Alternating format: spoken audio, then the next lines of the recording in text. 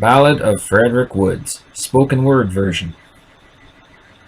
He was an unemotional young man who intended to be a minister, didn't express himself much, for in his own mind chaos was living, and he did not know how. He was an unemotional young man who intended to be a minister, for his parents must have been the most stately souls alive, for he did not ever leave that house in which he did reside.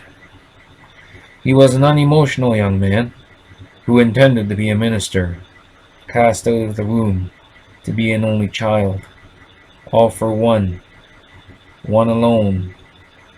He would dig his own tomb before he even came out of the womb. Thoughts would drive him, along with their madness, into a state of exile.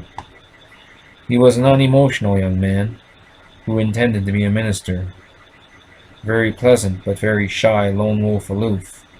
He wasn't anybody's fool, dressed in the mask of loneliness. He was an unemotional young man who intended to be a minister. The headlines read one day, "Controversy and Destruction.